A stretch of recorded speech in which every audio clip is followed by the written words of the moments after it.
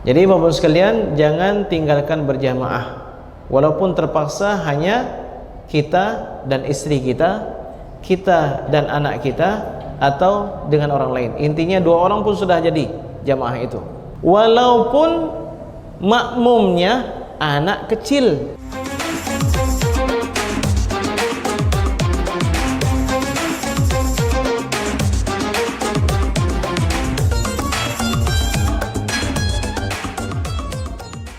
Abdullah ibnu Abbas radhiyallahu anhuma salat bersama Nabi sallallahu alaihi wasallam. Faqumtu an yasarihi. Di waktu itu Ibnu Abbas yang masih kecil, salatnya di sebelah kiri Nabi. Nabi salat malam itu, salat apa? Salat tahajud. Ibnu Abbas ikut berjamaah dengan Nabi sallallahu alaihi wasallam, tapi berdirinya sebelah kiri. Fa akhadha Rasulullah sallallahu alaihi wasallam bi ra'si. Lalu Rasulullah SAW memegang kepalaku. Ya, min wara'i, dari belakang. Berarti dipegang dari belakang ini. Faja'alani an yaminihi. Kemudian Rasulullah SAW mengubah posisi aku sehingga menjadi di sebelah kanan beliau. Jadi berarti dari hadis ini dapat kita fahami, kalau berjamaah hanya 2 orang, yang satu ini, makmum ini, jangan di sebelah kiri atau di sebelah kanan atau di belakang, tapi di sebelah kanan sang imam. Dan jaraknya nggak perlu jauh-jauh sekali ya sekalian. Cukup tumit imam lebih maju daripada tumit makmum. Nggak perlu sampai jauh sekali. Cukup begini aja. Masalah depan hujung jemari itu nggak menjadi masalah. Karena boleh jadi imamnya 150 cm, makmumnya 2 meter misalnya, ya kan? Jadi imamnya udah begini, kaki makmum sudah di belakang, tapi depannya tetap lebih maju daripada kaki imam. Itu nggak masalah, karena yang diperhitungkan adalah tumitnya. Hadis kedua dari Anas bin Malik radhiyallahu anhu. Ini masih berkaitan dengan shaf perempuan di mana, shaf anak-anak bagaimana. Anas bin Malik mengatakan, "Shallaitu ana wa yatimun fi baitina." Aku salat bersama seorang yatim, seorang anak yatim di rumah kami. Khalfan Nabi sallallahu alaihi wasallam, di belakang Nabi sallallahu alaihi wasallam. Wa ummi, dan ibu saya, siapa ibu Anas? Ummu Sulaim, khalfana, di belakang kami. Jadi berapa orang salat di waktu itu? Yang salat waktu itu 4 orang. Nabi sallallahu alaihi wasallam, Anas bin Malik bersama seorang anak yatim, dan juga ibunya Anas, Ummu Sulaim. Bagaimana posisinya? Rasulullah SAW imam paling depan, 2 orang ini Anas dan anak yatim di belakang Nabi sallallahu alaihi wasallam, dan yang paling belakang Ummu Sulaim. Baik. Jadi dari hadis ini dan hadis sebelumnya dapat difahami beberapa hal. Yang pertama, bahwa salat berjamaah sudah dikatakan berjamaah dengan 2 orang. Satu jadi imam, satu jadi makmum, itu sudah dikatakan berjamaah. Jadi Bapak sekalian, jangan tinggalkan berjamaah walaupun terpaksa hanya kita dan istri kita, kita dan anak kita, atau dengan orang lain. Intinya 2 orang pun sudah jadi jamaah itu, walaupun makmumnya anak kecil, itu sudah dihitung jamaah. Nabi SAW salat dengan Ibnu Abbas, yang Ibnu Abbas masih kecil di waktu itu, maka itu sudah dikatakan berjamaah. Kecuali mazhab Maliki dan sebahagian Hambali mengatakan jamaah minimal 2 orang, tapi yang satu jangan anak kecil, nggak boleh anak bayi. Itu menurut sebahagian ulama. Hukum yang kedua kita dapatkan dari hadis-hadis tersebut, bahwa makmum jika sendiri maka hendaknya dia berdiri di sebelah kanan imam, walaupun salatnya itu salat sunat, ya, ataupun salat wajib. Kemudian yang ketiga, bahwa kalau kita sadar ada hal yang penting yang bertentangan dengan sunnah atau lainnya dalam salat, boleh kita lakukan selama tidak 3 kali berturut-turut gerakan yang membatalkan salat. Misalnya apa? Tadi Nabi SAW memalingkan posisi Ibnu Abbas dari sebelah kiri ke sebelah kanan. Salat subuh, Bapak sekalian. Mungkin sebelah kita capek kali dia berjihad tadi malam, ngantuk dia dalam salat subuhnya. Sedang tasyahud akhir. Tasyahud akhir apa hukumnya? Rukun. Bacaannya rukun. Selawat kepada Nabi SAW rukun. Kita lihat ini ini kayaknya tidur nih. Itu boleh kita goyang sedikit supaya dia bangun. Ya. Kalau di pesantren yang namanya anak-anak sekalian, tidur dia. Assalamualaikum warahmatullahi. Assalamualaikum warahmatullahi. Assalamualaikum warahmatullahi. Nah, sini. Ada baca tahiyat tadi? Ada. Macam mana bacaannya? Tahiyat. Bukan at-tahiyyatul. Oke, kayaknya enggak ada. Ulang lagi salat. Ulang lagi salat. Kenapa? Ya, karena tahiyat akhir salah satu rukun salat. Begitu juga selawat kepada Nabi SAW di tahiyat akhir. Kemudian sidang hadirin sekalian yang dimuliakan oleh Allah Subhanahu wa taala, Anas bin Malik mengatakan, aku berdiri bersama seorang anak yatim. Bagaimana dikatakan yatim? Yatim tidak mungkin orang tua. Yatim itu anak-anak yang belum baligh. Makanya undang-undangnya udah betul 15 tahun. Ini sekarang saya baca ada yang ingin nego atau ingin mengupayakan agar yatim itu jangan dibatasi 15 tahun tapi sampai 18 tahun. Saya kira ini enggak mungkin diubah istilah yatim, tapi berkaitan dengan beasiswa. Berkaitan dengan beasiswa. Jadi beasiswa anak yatim jangan dibatasi ke 15 tahun, tapi dibatasi ke 18 tahun karena sekolah sampai SMA. Ya bagus juga sekalian. Ya memang targetnya itu betul. Tapi kalau istilah yatim masih digunakan, ini yatim dari mana ini? Yatim dari fikih Islam atau dari kamus Indonesia yang diperbaharui? Saya dengar ini bahasa Indonesia terus berubah-ubah ini. Dulu salat Jumat SH, salat Jumat ada koma di atas Jumat. Kemudian beberapa tahun yang lalu salat itu nggak pakai H, tulisannya salat. Jumat nggak pakai koma lagi, menjadi Jumat. Salat Jumat. Ini informasi terbaru saya dapatkan, sudah balik lagi ke semula. Ini semuanya proyek ini. Ya. Setiap perubahan itu kan ada proyeknya. Proyek proyek koma ya. Baik, sedang hadirin sekalian, jadi yang namanya anak yatim selama dia belum baligh. Kalau dia udah baligh, itu udah enggak lagi yatim. Tanda seseorang baligh kan banyak. Maksimal kalaupun enggak terjadi sesuatu pada dia, enggak ada mimpi, enggak ada haid, enggak ada apa-apa, maksimal 15 tahun. Kalau sudah 15 tahun, sudah 16 tahun misalnya, atau 15 tahun lebih 1 hari, saya belum baligh lagi Ustaz. Yang Ustaz sebutkan itu belum lagi. Usia kamu udah 15 tahun lebih 2 bulan, itu udah pasti baligh. Walaupun tidak ada tanda-tanda yang lain. Dan hitungannya itu adalah dengan kalender Hijriyah, bukan kalender Masehi. Jadi kalau Hijriyah itu dia akan lebih singkat daripada Masehi. Masehi 1 tahun 365 hari. Kalau Hijriyah 1 tahun 354 hari, berarti selisih 11 hari. 11 hari sekian jam. Jadi 11 hari ini kalau kita kali 15 berarti berapa? 165 ya.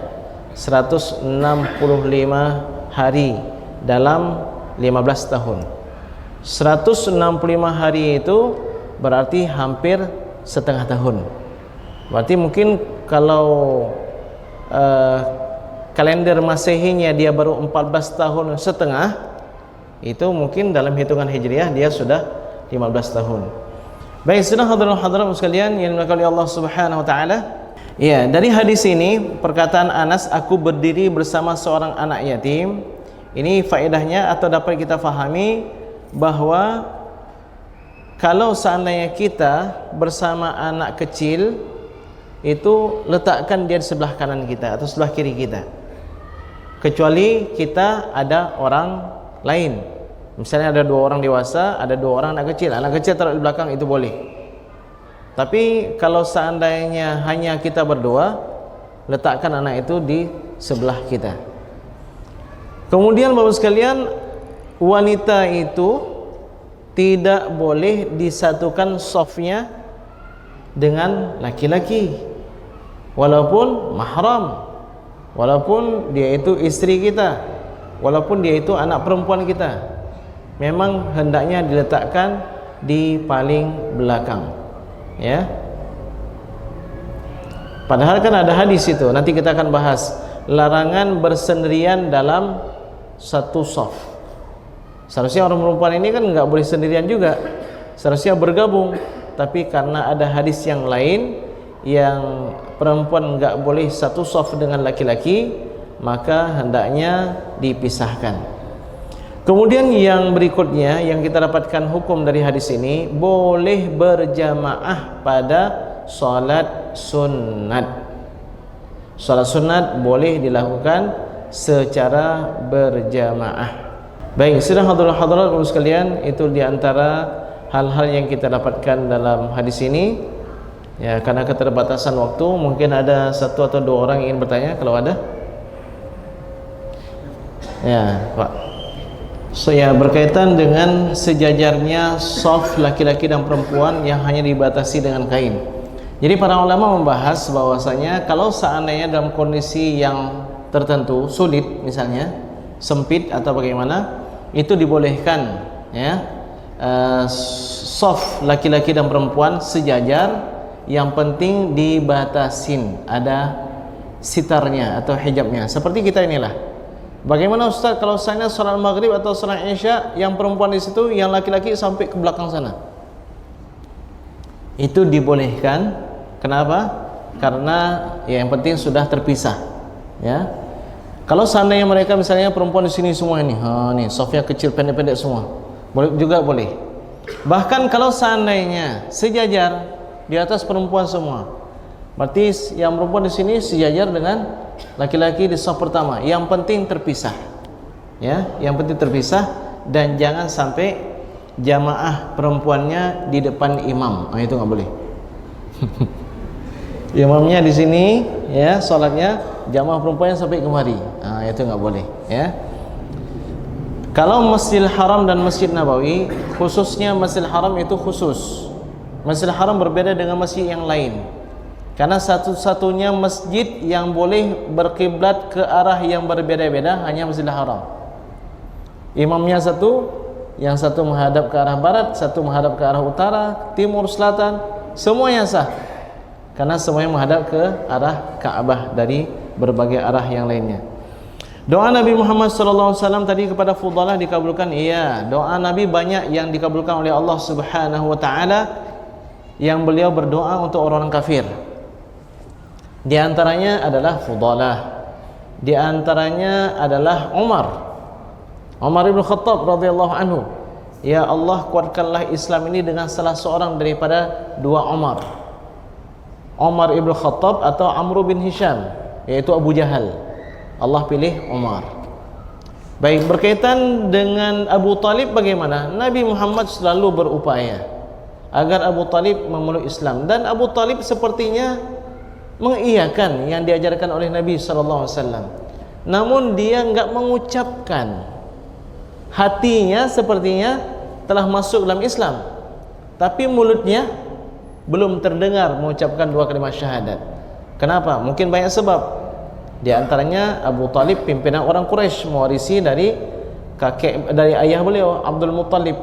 Jadi untuk menjaga itu mungkin Abu Talib tidak mengucapkan 2 kalimat syahadat. Tapi para ulama berbeda-beda pandangan mereka terhadap Abu Talib ini. Ada yang mengatakan Abu Talib ini sudah muslim secara batin, tapi secara lisan, secara zahir belum menjadi seorang muslim. Mana dalilnya?